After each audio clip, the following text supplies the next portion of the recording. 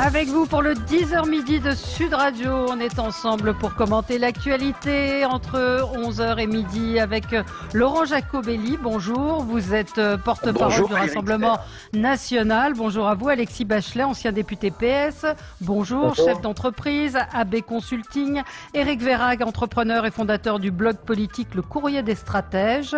Et Sophie Menton, chef d'entreprise et présidente du mouvement éthique. Écoutez, bonjour à vous, on va parler de beaucoup de choses. Le plan pour l'hôpital, faut-il mettre fin aux 35 heures municipales, le second tour, doit-il avoir lieu en juin? Et puis le déconfinement, comment avez-vous vécu ce premier week-end? On voit que l'Italie a accéléré son déconfinement, vous l'avez entendu dans le flash, la réouverture de la basilique Saint-Pierre à Rome, l'ouverture des restaurants. Faut-il accélérer ce déconfinement? On en parle avec vous. On va faire un petit tour de table sur ce qui a retenu votre attention aux uns et aux autres. Juste une précision, on a parlé juste avant, je ne sais pas si vous avez entendu, de la 5G, des ondes. Évidemment, c'est un sujet extrêmement polémique. Certains auditeurs sont indignés que j'ai pu inviter Rudi Reichstag qui combat l'idée selon laquelle... Voilà, donc voilà. Et écoutez, parfois on a des gens on n'est pas obligé de faire des débats contradictoires. Il a apporté un certain nombre d'éléments. Donc voilà, il n'y a pas de scandale. C'est un choix qui est fait et c'est comme ça, voilà, études scientifiques. Mais c'est toujours un sujet qui fait réagir. C'est un peu comme le vaccin et les anti-vaccins. Bref, commençons avec vous, cher Éric Verhaeghe. Qu'est-ce qui a retenu votre attention dans cette actualité? On est dans le complotisme. Je tiens quand même à saluer Rudi Reichstag, qui est le Blanche-Neige du complot. Blanche-Neige voyait des nains partout. Lui, il voit des complotistes partout. Moi, mon coup de cœur va à la première ministre de la Nouvelle-Zélande et à l'esprit démocratique de la Nouvelle-Zélande qui me fait rêver à titre personnel, puisque la première ministre de Nouvelle-Zélande s'est vue refuser l'accès ce week-end à un café en raison des règles de distanciation sociale. Le café était trop bon et on lui a dit, Madame la Première ministre, malheureusement, on applique les règles et donc on ne peut pas vous servir. Je trouve qu'en France, ce serait totalement impossible à imaginer. On aurait vidé le café. Le propriétaire du café aurait soit privatisé complètement le café pour le Premier ministre.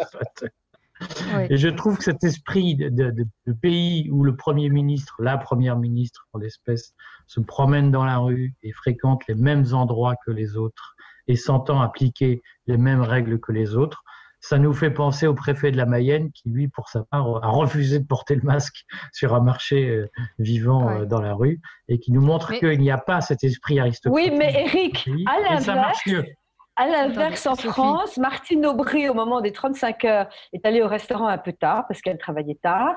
Elle est arrivée à 9 heures et le patron a dit « Mon chef va partir, c'est les 35 heures, nous ne pouvons pas vous servir. » Ce qui montre qu'à l'époque, il y avait un esprit de résistance en France. Voilà, mais on peut aussi parler du président de la République qui ce week-end, rendant hommage donc au général de Gaulle, a retiré les masques et Xavier Bertrand est le seul à avoir, et les élus des Hauts-de-France à avoir gardé son masque. Et c'est vrai qu'on a un petit peu de mal à comprendre pourquoi ils ne gardent pas leur masque en donnant l'exemple. C'est très intéressant, ça, Valérie. Et pareil, pour le ministre de l'Intérieur qui a dit « Oups, j'ai fait une boulette en allant visiter l'usine avec le masque et puis en le retirant pour la photo », sauf qu'il est allé voir des enfants la semaine dernière et que là non plus les distances n'étaient pas respectées. Oui, Sophie. Oui, mais Valérie, à force d'aller contre tout bon sens, de rajouter des règles les unes aux autres, vous l'avez parfaitement dit, on finit par ne plus comprendre. Or, par rapport, c'est très intéressant l'histoire de Xavier Bertrand. Ils étaient tous à une distance, un en plein air et deux à 4 mètres les uns des autres. Bon, donc a priori, il n'y a pas besoin de masque. D'un autre côté, c'est vrai que l'exemplarité pour les Français est quelque chose d'important et que c'est ce qu'a voulu montrer Xavier Bertrand en gardant son masque bien volontairement devant le président. Donc là, ils nous ont fait un coup politique. Voilà. Et à quoi ça rime? On en est maintenant à servir du masque pour faire des coups politiques. Mais franchement, en plein air, à 4-5 mètres les uns des autres, il n'y avait pas de raison d'avoir un masque. Oui, mais enfin, si quelqu'un a envie de porter un masque, il n'y a pas de raison que le président de la République interdise à quelqu'un de porter un masque. Absolument. Parce que c'est ce qui s'est passé. Ils ont interdit de porter le masque. Laurent Jacobelli. Ah, ça, j'avais pas vu ça. Oui, évidemment. On voit bien que le service du protocole de l'Élysée a demandé à tout le monde d'enlever les masques. Ah, je n'avais pas vu ça. De le faire, et c'est ça qui a créé une polémique. C'est que l'Élysée a essayé d'imposer le retrait du masque à des élus.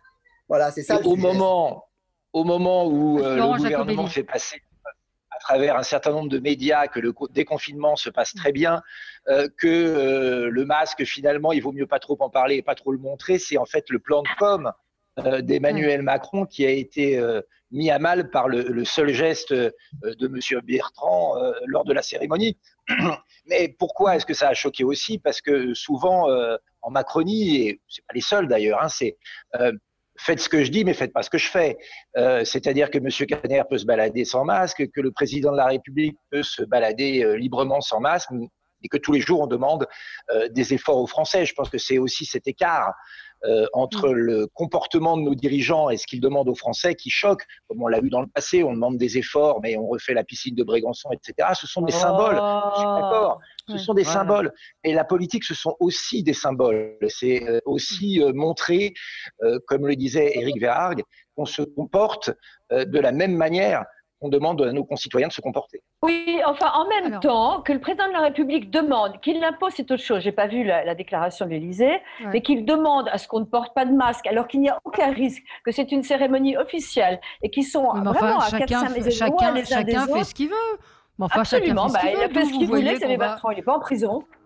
Bah non, mais je trouve que l'Élysée dise que pour cette cérémonie, ce serait mieux de ne pas mettre de masque, si ce n'est pas obligatoire, parce qu'il n'y a pas d'ordre à donner à la matière, je pense qu'il avait plutôt raison. Et ça avait quand même plus de gueule que les gens soient pour célébrer ça, sans aucun risque, sans masque. Alexis, la porte-parole de la Macronie. Alors, pardon Vous dites que Sophie sera la porte-parole de... sera la porte-parole officielle de la Macronie. Ah ben ça, je peux vous dire que j'ai plutôt prouvé le contraire là récemment. Pas forcément. Je crois que le coup de gueule sera justement anti-gouvernemental. Mais Alexis, on va rester dans cette cérémonie. Donc ce week-end, Emmanuel Macron célébrait le général de Gaulle, la France unie, l'esprit de résistance. Ça vous a inspiré ? En fait, j'ai appris, je pense comme beaucoup de Français, que c'était à l'occasion de cette cérémonie qu'on lançait l'année de Gaulle en France. Puisque vous savez que ça va être l'anniversaire de 1940, l'appel du 18 juin. Mais au lieu de commencer cette année de Gaulle le 18 juin, c'est-à-dire au moment où le général de Gaulle a lancé son appel à Londres, ce qui aurait eu du sens, pour une raison que j'ai du mal à m'expliquer, si ce n'est peut-être de l'opportunité politique et la communication du président, il a décidé d'organiser une cérémonie à Montcornet. Donc Montcornet, c'est une petite ville de l'Aisne dont on n'aurait jamais entendu parler si le colonel de Gaulle n'avait pas commandé la 4e division cuirassée le 17 mai 1940 lors d'une obscure bataille, parce qu'il faut être honnête, la bataille de Montcornet, en fait, c'est un événement militaire minuscule par rapport à l'ampleur des opérations militaires qui ont lieu en mai-juin 1940. Un détail de l'histoire, comme dirait Éric Verhaerg. Et ce détail est devenu un moment de communication du président pour essayer de se mettre en fait dans les habits du général de Gaulle. Alors c'est un peu tiré par les cheveux, parce que tout le monde a regardé, tout le monde sait que le général de Gaulle avait un costume militaire, ce qui n'est pas le cas d'Emmanuel Macron, et qu'il était beaucoup plus grand. D'ailleurs qu'Emmanuel Macron, de par la taille, mais aussi de par l'envergure politique, j'en ai bien peur. C'est petit, et donc, ça. J'ai trouvé que cette opération, ne rendait pas vraiment hommage au général de Gaulle, puisque c'était plutôt une communication du président de la République, et que le lieu et le moment n'étaient peut-être pas le mieux choisi, parce que je pense que le bon moment, c'était le 18 juin 1940, qui est déjà une cérémonie officielle, et qui devra, et je pense qu'elle va l'être, fêter, commémorer cette année de manière un petit peu particulière. Avec une petite phrase quand même à remarquer toujours de Xavier Bertrand, puisque ça se passait effectivement sur son territoire, une tribune dans le journal du dimanche hier où il disait « Un chef ne doit pas parler en permanence à tort et à travers, il doit mener son pays d'une main ferme sans se préoccuper de sa popularité ». Voilà, ça lui a permis de dire un certain nombre de choses. Vous en avez pensé quoi les uns et les autres de cet hommage? Là, on s'est fait un quart d'heure de macrophage. Oui, alors moi, j'ai pensé que c'était parfaitement, mais vraiment pas le bon moment d'aller faire une cérémonie de ce type. Je trouve en plus que ça ne parle pas du tout aux jeunes, même s'il faut conserver le 18 juin, je suis d'accord, il faut faire quelque chose, mais là, même moi, je me fichais complètement de cette cérémonie. Je pense qu'on est en train de nous bassiner avec le monde de demain toute la journée, et paf, on va se taper une année de Gaulle. Bon, ça c'est encore autre chose. Mettons que c'est vrai que c'est notre héros national. Ce serait bien qu'on ait un peu d'autres perspectives. Et donc j'ai trouvé cette cérémonie déplacée. Oui, Laurent Jacobelli. Voilà pour la porte-parole du gouvernement. Ce n'est pas parce qu'on parle d'un grand homme, ce n'est pas parce qu'on célèbre un grand homme qu'on est soi-même un grand homme. Et je crois que Emmanuel Macron, qui par mimétisme essaye de montrer qu'il a la même stature que le général de Gaulle, la même envergure, il ne faut pas oublier que c'est l'anti-de Gaulle, Macron. Le général de Gaulle aimait son pays et était un souverainiste, avant même peut-être que le mot soit autant employé. Emmanuel Macron est celui qui a livré la France à la mondialisation sans règle, encore plus que ses prédécesseurs. Le général de Gaulle avait une idée de la patrie, de la nation. Le président Macron, lui, parle de souveraineté européenne. Il ouvre en permanence les frontières. Il est l'anti-de Gaulle. Et on le voit bien même dans la crise sanitaire que nous avons vécue aujourd'hui. Il ne s'est pas comporté en chef de guerre, il s'est comporté en communiquant, passant son temps à essayer de camoufler l'incompétence de son gouvernement, parfois par le mensonge. C'est l'inverse du langage de vérité, parfois dur, que pouvait avoir le général de Gaulle. Donc il y a une forme à la fois d'anachronisme et puis de, comment dirais-je, de vol de popularité qui me paraît assez indécent. Allez, Sophie, vous vouliez, également, encore une fois, vous insurger contre une proposition du gouvernement, râler. Que se passe-t-il ? J'ai un coup, c'est ni un coup de gueule, ni un coup de cœur, c'est un éclat de rire. Mais j'ai un éclat de rire, je vais venir après, mais juste avant, je voulais avoir par contre un coup de gueule. Il se trouve que Jérôme Cahuzac, qui n'est pas extrêmement populaire parmi vous, je peux le comprendre, ancien ministre des Finances et médecin, était médecin avant tout ça, pendant très longtemps, c'est même là qu'il a eu des problèmes, pas quand il était au gouvernement, si je puis dire, mais il est en Corse avec un bracelet électronique, il a 2 ans de bracelet électronique, on l'a, entre guillemets, réquisitionné pour aller aider à l'hôpital, ce que je trouve bien. Il a fallu avoir une autorisation, lui, il a dit, bien sûr, je veux aider, il avait déjà fait des missions humanitaires, ça a déjà été compliqué. Il va à l'hôpital pendant 2 mois, on lui enlève son bracelet électronique, il va à l'hôpital, il bosse, il prend vraiment des risques. Il est adoré par le personnel de l'hôpital parce qu'il a réussi à avoir des masques, etc. Bon, peu importe. Et là, on lui remet son bracelet électronique dans 3 jours parce qu'on n'a plus besoin de lui. Et on décale d'autant les 2 mois. C'est-à-dire qu'on lui met 2 mois de plus de bracelet électronique parce qu'il l'a enlevé à l'hôpital. Eh bien, je trouve ça juste lamentable. On a libéré les prisons. On a mis dehors des gens dangereux pour qu'il n'ait pas le Covid. Très bien. Et ça me fait penser à cette citation, selon que vous serez puissant et misérable. Et je crois qu'aujourd'hui, si on est puissant, on en prend plein la gueule. On a intérêt devant la justice à être misérable. Ça dépend qui. Ça dépend qui. Je ne sais pas si on peut faire des généralités. Mais je trouve ça très injuste en tout cas. Vraiment, c'est pas bien. On applaudit les gens qui vont dans les hôpitaux et là, paf, on vous remet votre bracelet électronique. C'est pas terrible. Alors le fou rire. Oui, alors on va marquer une pause. On va se retrouver dans un instant. On aura également le coup de gueule de Laurent Jacobelli qui va, je pense, nous emmener vers un autre débat. À tout de suite. Avec vous sur Sud Radio pour débattre, commenter l'actualité, les petits et les grands sujets. Juste un mot, Sophie, vous faisiez référence à la Corse où se trouve Jérôme Cahuzac. Moi, j'ai lu ce matin que la Corse avait décidé unilatéralement de ne pas ouvrir ses écoles. C'est-à-dire que la France, en gros, n'obéit pas aux consignes du gouvernement. Donc c'est quand même. Et ça vous étonne, ça ? Non, mais un peu Valérie, quand même, quoi. Un peu quand même, non Valérie, Bachelet, il y a des centaines de maires en France qui ont fait des tribunes pour expliquer pourquoi ils n'ouvriraient pas les écoles au moment où le gouvernement le demandait. Ce n'est pas une spécificité corse. Hein. Il y a énormément de communes où Est-ce qu'il y a des communes, là, c'est tout un département? C'est tout un département, mais bon, le département, c'est une collectivité. Une région, oui, c'est une région. C'est une collectivité, c'est une région. Voilà, non, c'était juste une petite remarque. Juste un mot, Sophie, vous vouliez, et je partage, vous insurger avant de donner la parole à Laurent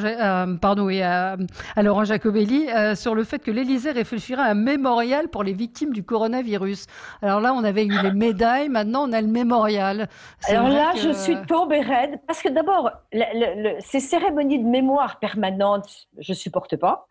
Et ensuite de ça, j'ai fait un tweet qui était assez irrespectueux en disant pourquoi on ne fait pas un mémorial pour les victimes de la gastro, parce qu'il y en a tous les ans. Et je trouve que c'est au-delà du ridicule et que c'est grave parce que c'est plein de choses. C'est vouloir récompenser de façon… récompenser qui d'abord? Parce qu'on ne fait pas exprès de mourir du Covid. Rendre hommage. On ne rend pas hommage à un virus. Laurent Jacobelli, non, aux morts du virus. Pareil. Les gens, ils n'ont pas choisi de mourir. Oui. Enfin, non, mais ça n'a pas de sens. Non, mais là, c'est toujours la politique de la com et du symbole, c'est-à-dire qu'on n'anticipe pas les problèmes, on ne sait pas les régler, mais une fois qu'il y a eu des dommages, que ce soit des victimes, des licenciés, des gens qui se retrouvent à la rue, et ben là, on crée des monuments, on allume la Tour Eiffel, des numéros verts. On fait des numéros verts et on allume des bougies. Cette espèce de politique d'après-coup et de la célébration, c'est l'aveu de l'échec. Enfin, l'aveu de l'échec d'une politique intelligente qui serait une politique de prévision, de planification, d'organisation et d'investissement. Et malheureusement, cette politique spectacle, Emmanuel Macron en a fait la règle. On le voit bien avec ça. Ils en ont tous fait la règle. Hein. Oui, là, c'est un petit peu accéléré. On le voit avec la médaille en chocolat pour les infirmières et on le voit avec le terrorisme. Aucune mesure réelle n'est prise pour endiguer le phénomène. On sait bien qu'on n'arrivera pas à terrorisme zéro, mais en tout cas, les mesures essentielles ne sont pas prises. En revanche, dès qu'il faut faire scintiller la Tour Eiffel, là, tout le monde est au garde à vous. C'est vraiment un aveu d'incompétence et d'incapacité à gérer le pays. Alors, on me dit qu'il y a des écoles. Oui, allez-y. On peut penser qu'il y a un calcul politique quand même derrière cette affaire, puisque vous savez qu'il y a au moins 60 plaintes déposées contre des membres du gouvernement devant la Cour de justice de la République. Et donc, aujourd'hui, il est évident que le gouvernement a intérêt à commencer un storytelling, comme on dit, expliquant qu'il déplore tout ça et que tout ça est très malheureux et qu'il n'y est pour rien, puisque un certain nombre de groupes en France ont décidé de poursuivre judiciairement le gouvernement pour sa responsabilité dans les morts du coronavirus. Et là-dessus, on voit bien qu'aujourd'hui, il y a une forme de cornérisation de l'équipe au pouvoir et tout le monde essaye d'en sortir. Autant Édouard Philippe, par des mesures ceinture et bretelles qu'il prend, qu'Emmanuel Macron, par l'idée qu'il doit préserver sa réputation d'un manque de diligence vis-à-vis de la propagation de l'épidémie. Oui, mais alors Éric, là justement, j'ai un problème. C'est vrai qu'il y a énormément, les avocats du mouvement éthique nous l'ont dit, énormément de procès en préparation. D'ailleurs, il va y en avoir contre les chefs d'entreprise, évidemment, parce qu'on n'aura pas le scotch au bon endroit et qu'il y aura soi-disant plus de gel et qu'il y aura, on ne sait jamais. Mais je pense qu'on a des ministres qui n'osent plus bouger, qui prennent des précautions insensées, qui vont contre le bon sens. J'ai une école en face de moi, face à un jardin, il y a tous les mômes dans une cour de récréation minuscule et le square qui est fermé. Je veux dire, on finit par faire des erreurs de bon sens folles et je ne crois pas que vouloir accumuler les procès pour après soit une bonne chose. Il y en a marre de ce pays qui vit dans l'administratif, l'accusation, post-machin, etc. On va pas, allez. Non mais c'est pas ça, c'est qu'ils ne peuvent plus bouger maintenant, ils sont morts de peur. Oui. On me signale qu'il y a des écoles ouvertes en Corse. Juste, on me signale qu'il y a des écoles qui sont ouvertes en Corse, donc l'information que j'ai lue ce matin dans Le Point n'était pas totalement juste. Et non, je n'ai pas la haine des Corses, je m'étonnais quand même que tout. Oui, alors. Qu'est-ce que c'est que ce bashing anti-Corse, Valérie? Voilà. Non, mais dès qu'on dit un truc, de toute façon, mais c'est bien parce que quand on vous accuse d'être macroniste, après anti-macroniste, ils sont susceptibles. Voilà. Bon, on va avancer quand même dans notre débat. On n'a pas entendu Laurent Jacobelli. C'est vrai que c'est un sujet important. Hier à Argenteuil, des échauffourées ont éclaté après la mort d'un garçon de 18 ans qui roulait à moto sans casque, sabri. Qu'est-ce que vous vouliez nous dire, Laurent Jacobelli? Je voulais vous dire que clairement, la question se pose de savoir si l'État protège encore les Français partout et tout le temps. On l'a vu, on ne va pas revenir dessus avec la crise du coronavirus, mais on peut être frappé par ce qui se passe dans certains quartiers de France à peu près toutes les semaines. Ce que vous appelez des échauffourées, ce que le ministre de l'Intérieur appelle des événements ou des tensions, sont en fait de véritables émeutes. Il faut ne pas être dans l'euphémisme. Hier, on a tiré au mortier sur les policiers. On a enflammé des abris de bus. Nos forces de l'ordre ont une fois encore été attaquées. Et évidemment, on peut tous regretter et avoir une pensée pour la famille de ce jeune qui s'est tué hier. Mais la police y est pour rien. Il ne faut pas que chaque événement soit une espèce de blanc-seing donné à des émeutiers et à des voyous pour chasser les policiers et pour assurer une espèce de terreur dont souffrent aussi l'ensemble des habitants de ces quartiers, puisque c'est en général l'œuvre d'une centaine de personnes, là où des milliers de personnes vivent. Donc, il est temps que l'ordre républicain revienne dans ces quartiers et qu'on arrête cette longue série d'émeutes et surtout que les préfets de police jouent le jeu, car quand vous parlez aux syndicats de police, ils sont tous unanimes. Ils ont des consignes pour fermer les yeux, pour détourner le regard et pour laisser faire un certain nombre de choses. Il faut savoir que le trafic de drogue est parfois considéré presque comme autorisé dans certains quartiers, que les communautarismes imposent le respect de certaines valeurs religieuses et de règles de la charia dans des quartiers où devraient s'imposer les règles de la République. Et le rôle de l'État n'est pas de fermer les yeux pour laisser un peu de couvercle sur la cocotte minute. Le rôle de l'État, c'est de protéger les Français et d'assurer l'ordre. Donc, moi, j'ai un coup de gueule là-dessus parce que pendant qu'on demande aux Français de faire des efforts, M. Castaner, lui, s'est prononcé depuis pour qu'il y ait des contrôles sur le transport des Français au-delà des 100 km. Pourquoi pas? Mais il ne s'est pas prononcé pour le renforcement des moyens des policiers dans ces zones difficiles. Il ne s'est pas prononcé pour le maintien de l'ordre. Donc, il y a vraiment une France à deux vitesses. Une France où on a été confiné, France, je vis à côté de Marseille, il y a des quartiers où on vivait totalement en dehors de confinement, où même des boutiques qui auraient dû être fermées étaient ouvertes, au vu et au su de tout le monde. Il y a donc cette France-là, et puis il y a la France où on doit respecter la loi, et une autre France où on autorise les marchés parallèles et des lois religieuses importées d'ailleurs. Il faut que ça cesse. C'est l'unité républicaine qui est en jeu. On vous répondra, je pense Alexis Bachelet voulait réagir dans un instant, et puis on reparlera du déconfinement également dans un instant. À tout de suite. Avec vous sur Sud Radio pour le 10h midi, vous retrouverez ensuite André Berkoff. Alexis, vous vouliez réagir peut-être à ce qu'a dit Laurent Jacobelli à propos de ce qui se passe de plus en plus fréquemment. On voit qu'il y a eu plusieurs incidents, dans les quartiers, dans certaines banlieues. Et c'est vrai qu'on sent qu'il y a une étincelle qui fait que dès qu'il y a un incident, les émeutes se mettent en place. Non, mais c'est pratiquement pas possible de réagir parce que là, on est dans une diatribe excessive, voilà, qui monte en épingle un drame regrettable et des réactions et des violences urbaines encore plus regrettables. Mais ces violences urbaines, elles ne sont pas nouvelles. Je rappelle quand même qu'en 2005, il y a eu des émeutes dans des centaines de quartiers, donc on n'est pas du tout. Et à écouter Monsieur Jacobelli, on a l'impression qu'on est là-dedans, quoi, qu'il y a des émeutes partout en France, que le pays est affolé à 100. Donc, est-ce que vraiment les gens qui sont à leur radio, qui écoutent ça, croient que c'est le cas aujourd'hui? Non, évidemment, c'est pas le cas. Il y a eu des problèmes à Villeneuve-la-Garenne il y a quelques semaines, on le sait, c'est pas très loin de chez moi. Je peux vous y emmener, Monsieur Jacobelli. Moi, j'habite dans ces banlieues qui servent de fonds de commerce à certains mouvements politiques. On a l'impression qu'on est entouré de dealers. Qu'on ne peut pas sortir dans les rues, qu'on nous impose la charia ou je ne sais quoi. Oui, ça existe. C'est évidemment pas le cas. Voilà, ça ne veut pas dire. C'est pas parce qu'il n'y a pas des problèmes qu'on dit ça. On dit qu'il y a des problèmes, mais entre le fait de dire qu'il y a un certain nombre de problèmes et de décrire ce que vous décrivez, Monsieur Jacobelli, il y a un monde.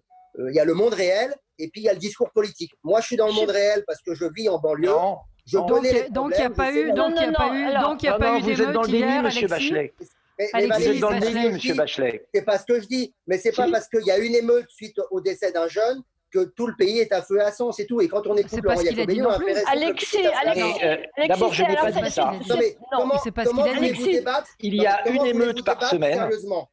Il y a une émeute par semaine qui est un prétexte. Ce jeune homme n'a aucun rapport à voir, n'a rien à voir avec un contrôle de police, etc. Est-ce que je peux être entre les deux? Attendez, je termine ma phrase. Et moi, j'habite à Laux, qui est juste à côté de Marseille. Je vous invite moi aussi, et nous irons à 10 minutes de chez moi, dans des quartiers où il y a des panneaux qui annoncent le prix de la drogue, officiellement, où vous avez des cartes de réduction sur la drogue, où c'est tout un quartier qui en vit et où la police ne peut pas aller sous peine de se faire caillasser ou tirer au mortier. Ça existe, Monsieur Bachelet. Je vous emmènerai aussi dans des quartiers où si votre sœur, votre femme ou une amie à vous circule avec une jupe, elle se fera insulter, voire maltraiter. Vous pouvez le nier, c'est la réalité. Alors, d'abord, je pense que ce problème existe, Alexis, on ne peut pas le nier. C'est peut-être pas aussi, moi je ne connais pas ces quartiers, ce n'est peut-être pas aussi excessif que c'est décrit, mais je pense que c'est pas loin d'être vrai, parce que c'est sans arrêt ces émeutes. Mais oui, je veux dire, d'après ce que j'en sais, c'est quand même relativement. Mais c'est pas nouveau, Sophie. Mais attends, non, alors tu vois, alors on fait rien. Ce que je voulais dire, c'est pas ça. C'est que vous n'êtes pas capable, avec votre parti et avec ce que vous véhiculez d'opposition à ça, et je peux comprendre qu'on ait une opposition de temps en temps presque haineuse à ce qui se passe dans certains quartiers, vous n'êtes pas capable d'y remédier. Alors moi, ce qui m'est insupportable, c'est d'avoir indéfiniment des discours, c'est une honte, regardez, vous avez raison, c'est honteux, vous ne savez pas comment faire, et nous en sommes arrivés à un point, et ça fait longtemps qu'on ne sait pas comment faire. Il se trouve que dans la gendarmerie, on en a parlé, que je suis réserviste et que c'est un problème que je connais, ils me disent on ne peut même pas intervenir, car si, je dis, enfin, vous pourriez prendre un quartier d'assaut pour le nettoyer, j'en suis là. Le coup du Karcher presque, pour essayer pour les gens qui y vivent et qui ne sont pas du tout solidaires de ce qui se passe dans leur quartier. Il me dit c'est impossible avec les réseaux aujourd'hui, nous n'avons pas les moyens de prendre un quartier parce qu'ils sont en boucle par réseau, ils se passent le mot et si jamais effectivement le ministre de l'Intérieur en ce moment se mettait à attiser ces incendies, ce serait un véritable drame. Donc, je pense que ces incantations ne servent à rien. Il faudrait plutôt réfléchir intelligemment à la façon de procéder parce que vous ne savez pas faire et c'est pas la force et la répression qui y arriveront. On n'a pas les moyens. Donc voilà. Madame, il ne vous aura pas échappé que le ministre de l'Intérieur n'est pas encarté au Rassemblement national. Vous nous accusez de ne pas régler la situation, mais madame, nous le ferons lorsque nous serons au pouvoir. Pour l'instant, nous ne le sommes pas. Et vous voyez bien que nous ne sommes pas macronistes. Nous n'arrêtons pas. Nous avons fait un plan pour la sécurité des banlieues signé par Marine Le Pen et nos députés, où il y a un certain nombre de propositions très concrètes, chiffrées, organisées, très loin de la haine que vous décrivez, madame. Nous, c'est l'amour de l'ordre républicain et de la République que nous défendons. Nous ne tolérons pas qu'il y ait des zones de non-France où des Français vivent en insécurité permanente, soumis à des dealers ou à des leaders communautaristes. Mais nous faisons des propositions. Si vous voulez agir, votez pour nous. Allez-y, Valérie. J'ai du mal. Je crois qu'elle est convaincue. Eric. Non, je voulais dire je vous permets pas d'anticiper sur ce que je peux penser. Eric, un mot, et puis on va passer au déconfinement. Moi, je peux juste dire que j'ai pris le métro ce week-end et dans l'Est parisien, puisque vous savez que j'habite l'Est parisien, et de fait, il est très frappant de voir, et c'est une observation empirique, il est très frappant de voir que dans le métro, les seuls qui ne respectent pas la consigne du port obligatoire du masque sont manifestement des personnes qui appartiennent à des minorités qui refusent. C'est pas la peine, les femmes sont déjà voilées. Républicaine. Oui, mais il n'y a que des garçons. Oui, c'est une mauvaise blague. Des garçons. Mauvaise blague. Ceux qui ne portent pas de masque appartiennent à des minorités visibles qui contestent d'ordinaire, enfin qui considèrent qu'ils sont des victimes du colonialisme. Je pense que tôt ou tard, ça nous posera un problème. On peut faire autant de déni qu'on voudra. Plus on repoussera le sujet, plus la solution sera douloureuse. Alors c'est empirique comme vous dites, parce que moi j'ai vu des images du bois de Boulogne où il y avait plutôt des familles bobos, comme les auditeurs aiment les qualifier. Non, mais j'ai vu des photos. Je ne suis pas sortie. J'ai vu des photos sur les réseaux sociaux de gens qui s'étonnaient de voir justement ces familles bien nées ou riches, on va dire, qui allaient dans le bois de Boulogne et qui ne respectaient pas du tout la distanciation. J'étais au bois de Boulogne hier. Valérie, au bois de Boulogne et c'était très respecté. Il faut arrêter. Il y a un sujet dans. J'ai pique-niqué au bois de Boulogne. Et les gens faisaient gaffe à un point incroyable. Les gens qui couraient. J'ai vraiment couru au bois de Boulogne, pique-niqué, etc. C'est faux. La distanciation était respectée, pardon. Et vraiment, alors il y a peut-être des endroits évidemment où les gens se rapprochent un peu plus, mais à ce moment-là, c'est partout. C'est dans la rue, les quais de la Seine, vous croisez quelqu'un. Moi, je trouve que les gens sont plutôt respectueux. En tout cas, dans les couloirs de la RATP, dans les rames de la RATP, le port du masque est obligatoire. Et aujourd'hui, les contrevenants, il en existe, sont très minoritaires. Et je vous garantis que ça pose question. Ah oui. Mais vous savez pourquoi? C'est parce que si jamais ils se font contrôler, ils crieront au racisme, et que vous aurez toujours un Alexis Bachelet ou un France Insoumise quelconque qui viendra dire effectivement les pauvres malheureux, ils n'ont pas le choix. Il faut d'ailleurs débloquer encore des milliards de subventions et les laisser encore aller plus loin. Le problème est que, je le répète, il y a 2 poids, 2 mesures. Il y a les petits voyous de la République qui peuvent tout se permettre parce qu'il y a une espèce de mauvaise conscience, là on peut dire des bobos de gauche sur toute une histoire, alors que dans un pays comme le nôtre, tous les citoyens devraient respecter également la même loi, qu'ils soient d'ailleurs les bobos du canal Saint-Martin ou les gens issus des minorités dans certaines banlieues. Vous aimez ni les uns ni les autres. Le problème, il est que certains ont un totem d'immunité.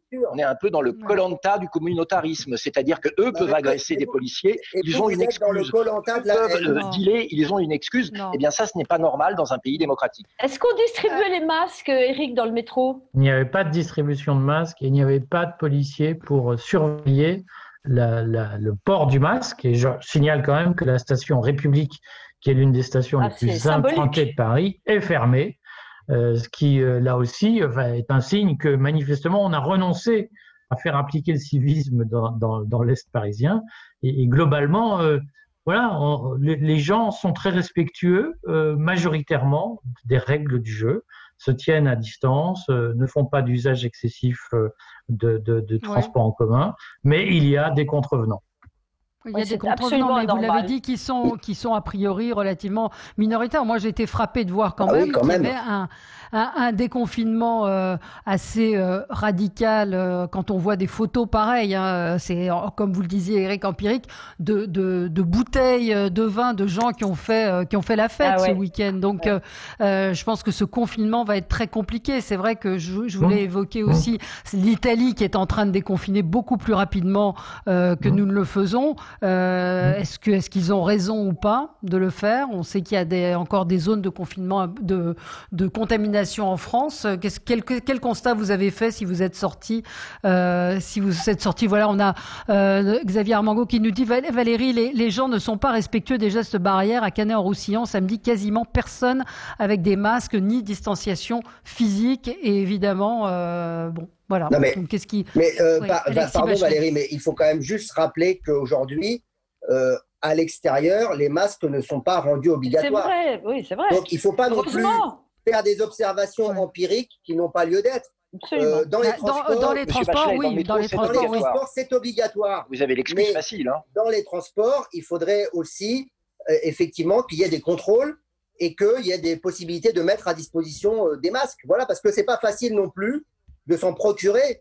Excusez-moi, je vous rappelle que pendant 2 mois, on a fait des émissions entières pour dire où sont les masques. Bon, il y a des gens qui les ont récupérés et il y a des gens qui ne les ont pas récupérés. Donc, il ne faut pas non plus raconter n'importe quoi au nom des observations du bon sens. Moi, ce que je dis, c'est que pour l'instant, les Français sont extrêmement prudents.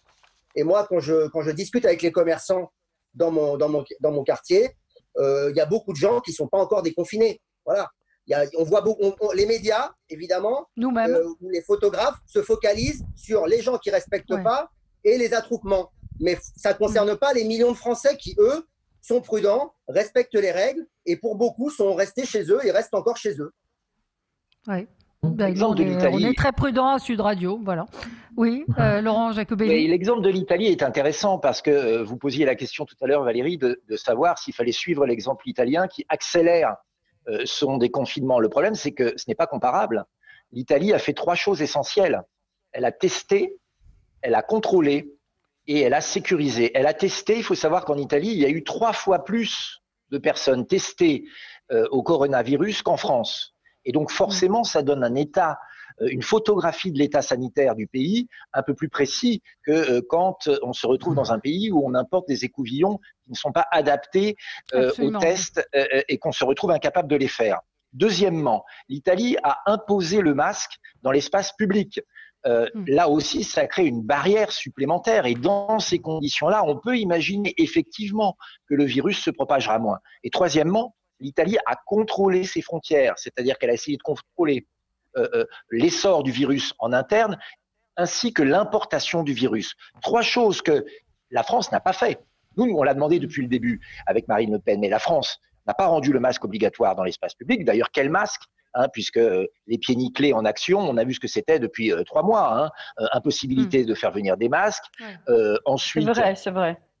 Ensuite, voir qu'un supermarché pouvait en une semaine obtenir plus de masques qu'un gouvernement en 3 mois, c'est quand même très inquiétant. Deuxièmement, sur les tests. D'abord, les 700 000 tests qu'on nous a promis par semaine ne sont pas là, mais surtout, on teste beaucoup moins que les autres. Et on arrive à des nouveaux clusters dans des entreprises comme dans les abattoirs, comme on voit aujourd'hui. Troisièmement, on n'a pas jamais contrôlé nos frontières. Des avions ont continué à atterrir en France sans contrôle sanitaire des passagers. Eh bien, puisqu'on n'a pas respecté ces 3 conditions-là, le déconfinement en France est beaucoup plus inquiétant et beaucoup plus géré à la va comme je te pousse qu'enItalie où 3 mesures essentielles ont été prises. Oui, on a beaucoup de réactions de nos auditeurs.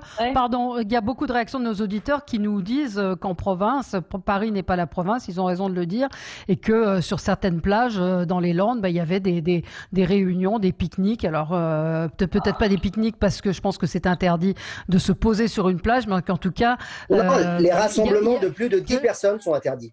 Vous pouvez vous rassembler à 8. Est-ce que vous pique-niquez pas à 2 mètres l'un des autres? Non, les gens nous disent au contraire, pardon, j'ai dit une bêtise, que les gens font beaucoup plus attention. Il y a tout en fait.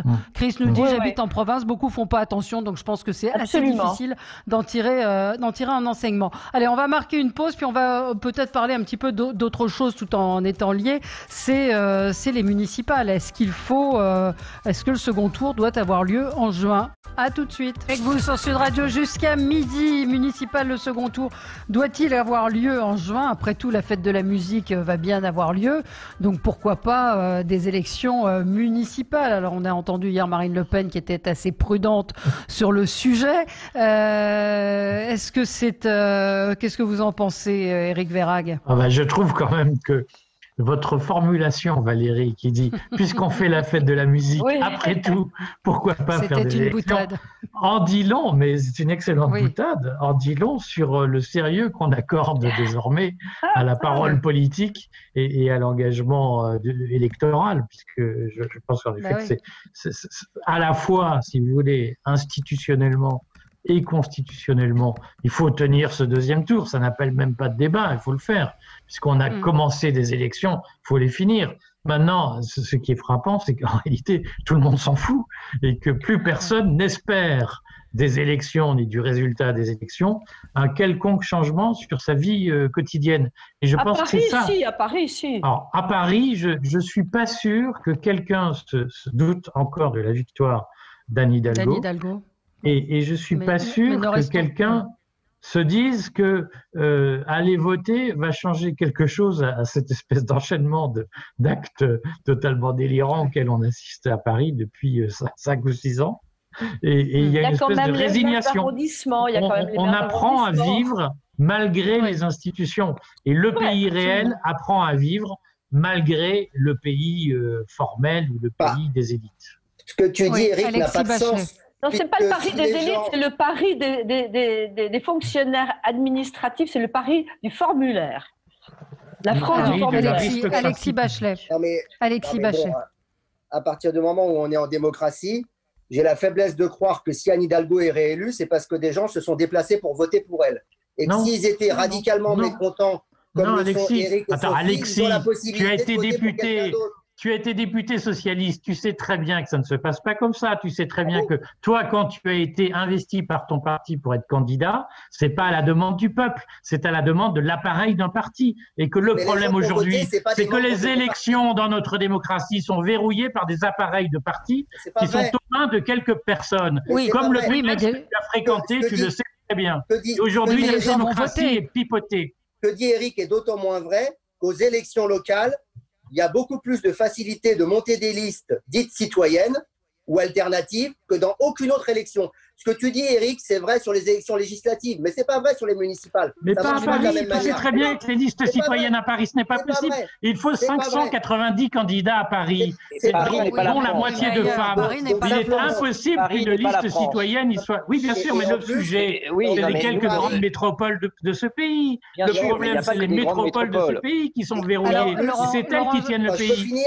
Moi, je pense qu'il faut maintenant donner des élus municipaux, évidemment, aux Français. Moi, je suis moi-même candidat, vous le savez, ici à Allo, mais on a une double exigence. D'abord, que ces élections soient sincères. Et il faudra que le gouvernement nous en donne les assurances, parce que c'est vrai que… Ça veut dire quoi, sincère? Qu'est-ce que vous entendez par sincère? Ça veut dire qu'il s'est passé 3 mois entre le premier et le deuxième tour, 3 mois pendant lesquels il y a pu avoir des négociations qui n'ont pas lieu en une semaine, c'est la durée habituelle entre 2 tours, avec des promesses et des choses faites entre listes. 3 mois aussi où des équipes municipales ont eu à gérer une crise sanitaire et donc ont pu être sur le terrain, ont pu faire des choses que d'autres candidats n'ont pas pu faire. Et surtout, ça, c'est vrai. Très franchement, le taux de participation est assez inquiétant. On peut se demander quand même si un certain nombre de résultats ne sont pas plus dus à un pangolin qu'à la mobilisation des citoyens. En revanche, quelle que soit la date du second tour, que ce soit le 21 ou le 28 juin ou plus tard, il faut absolument que le gouvernement assure plusieurs choses. La fourniture d'un masque à tout le monde. Il ne faut pas que les plus fragiles soient privés de leur vote par peur. Que quelqu'un, parce qu'il a une maladie cardiaque, renonce à aller voter puisque sa voix vaut autant que quelqu'un qui n'a aucun problème de cœur. Il faut que cette égalité démocratique, le gouvernement assure qu'elle soit respectée. Du vote par correspondance pour tous les gens fragiles. D'accord, mais est-ce que c'est mis en place? Est-ce que ce sera prêt dans un mois? Moi, quand je vois l'état de désorganisation de l'appareil gouvernemental, quand je vois la lenteur et l'impréparation, je me dis, est-ce qu'on sera prêt dans un mois? Si oui, bien sûr, il faut le faire. Sinon, il ne faut pas mettre la vie des Français en danger. Enfin, on a réouvert les écoles en 1 mois quand même. Donc, il ne faut pas raconter. Enfin, effectivement, si on envoie les enfants… Avec quel succès ça repose sur la seule bonne volonté. Les maires, non, monsieur Iacovelli, les maires ont pris leurs responsabilités. Absolument. Ceux qui étaient prêts, on pensait et pas le gouvernement. Ceux qui n'étaient pas prêts n'ont pas ouvert les écoles. Donc, et certains les referment. Certains les referment. Le problème, c'est que l'organisation des élections, les maires feront tout ce qu'ils peuvent, comme ils font d'ailleurs en général depuis le début de cette crise, mais qu'ils le font en général un petit peu tout seuls. Ils rament dans le désert très souvent. Une élection nationale, en aussi peu de temps, avec quand même autant d'enjeux dans la vie quotidienne, sur la vie quotidienne des Français, doivent être bien préparés. Enfin, il y a eu une campagne, c'est un second tour, donc il y a eu une campagne qui a été faite. Le premier tour, tout le monde l'a oublié. Il y a déjà eu une campagne, le seul critère qui vaille, c'est le critère sanitaire. Il y a un certain nombre d'indicateurs sur les lits de réanimation, sur le nombre de contaminations. Si les indicateurs sanitaires sont satisfaisants, le gouvernement doit organiser ce second tour. S'il y a un risque, s'il y a une deuxième vague, s'il y a un risque de retour de contamination, il ne faut pas le faire. C'est le seul critère. Après, il y a eu un premier tour, il y a eu une campagne de premier tour. Normalement, entre le premier et le deuxième tour, vous avez 1 semaine. Donc, ça ne sert à rien de refaire 6 mois de campagne. Si le gouvernement décide début juin que les élections doivent avoir lieu fin juin, ça suffira largement au niveau de l'organisation et de la campagne. Mais je le répète, mais je vois pas. Mais le seul critère qui compte, c'est la santé. Oui, alors je vois pas comment le conseil scientifique va remettre dans la journée. Non, puis il faut arrêter les conseils scientifiques, franchement. Au Premier ministre, c'est-à-dire que je vois pas comment, sur quelle base aujourd'hui, on n'a pas suffisamment de recul. On dit qu'il faut attendre les 15 jours qui vont venir pour voir les conséquences du déconfinement sur le Covid. Donc comment aujourd'hui on va rendre un avis sur une situation qu'on ne maîtrise pas dans 15 jours ou dans un mois. Ce qui va se passer, Valérie, en tout cas, c'est que le conseil va donner un avis. Et le gouvernement va renvoyer la décision à début juin. Et début juin, le gouvernement prendra une décision. Oui, mais d'abord, il faudrait arrêter de renvoyer ça à des pseudo-conseils scientifiques qui se trompent autant que les autres. On a un gouvernement pour gouverner, on est en crise, on a un chef de l'État qui doit pouvoir le faire, un gouvernement qui doit pouvoir le faire. Moi, j'attends l'avis du conseil scientifique qui avait donné son avis la dernière fois, positif d'ailleurs, alors qu'on l'a beaucoup reproché au gouvernement. Je crois que c'est compliqué comme situation, effectivement. Ce qu'il faut prendre en compte, surtout Valérie, c'est que la première fois, ça n'a pas causé. Il y a eu, effectivement, quelques cas, mais ça n'a pas été du tout un accélérateur majeur d'après les études qui ont été faites. Ce premier tour des élections qui a eu lieu.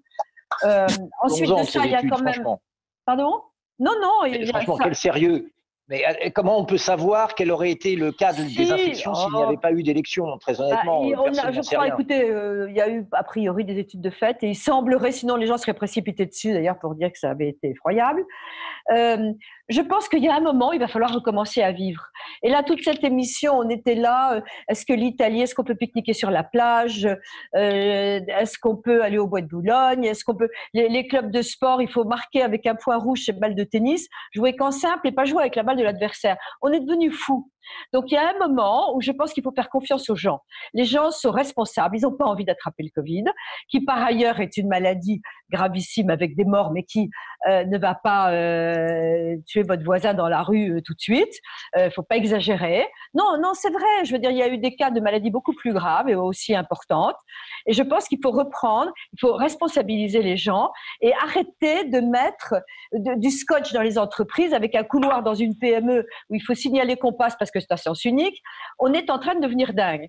Donc, je pense qu'il faut réapprendre à vivre. Et si en plus ça dure 2 ans, la crise économique qui va avoir lieu, j'aimerais attirer votre attention là-dessus, elle est infiniment plus importante. Il y a des gens qui vont mourir de faim, qui vont mourir de misère.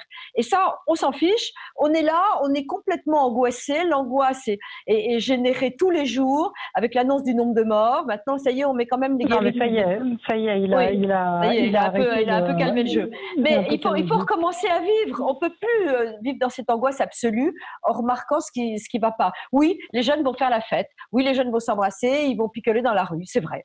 Alors, par contre, effectivement, la comparaison était très fine. Nous aussi, on peut faire la fête. Oui, on peut s'embrasser. Toi aussi, Sophie, tu peux aller picoler dans la rue avec tes amis. Non, on peut pas embrasser. On peut plus embrasser les gens, ce qui est une bonne chose. J'en avais marre d'embrasser des gens que je connaissais pas. Mais je crois que responsabiliser les gens, les responsabiliser, leur dire ok, vous êtes responsable de votre destin, voilà ce qu'il en est. Il faut arrêter les mots d'excuses. On est en train de devenir dingue. À 102 km, il faut un mot d'excuse. Toute la France a menti sur les mots d'excuses. Qu'est-ce que tu mets, toi? Ah ben moi, je mets... T'as quoi comme excuse? Et puis on mettait au crime. Vous voulez quoi? Vous êtes contradictoire? Vous voulez un État policier ou pas? Vous voulez qu'on vous contrôle? Moi, je veux un État policier, mais jamais. Ça, c'est le Front National. Jamais un État policier. Je suis une libérale. C'est un gros mot. En revanche, je trouve qu'en tant que libérale et républicaine, inadmissible, et c'est le cas, qu'il y ait effectivement une justice. Élection, pas élection, en juin, on attend le conseil scientifique, mais à votre avis, on verra. Bon, on verra ce que ça va être. Décision aujourd'hui. J'ai eu un petit souci de téléphone, de ligne qui ne fonctionnait pas, mais voilà, tout va bien. Merci à vous, merci à tous les 4. On se retrouve demain pour d'autres infos et dans un instant, c'est André Berkoff qui sera avec vous. Très bonne journée sur Sud Radio.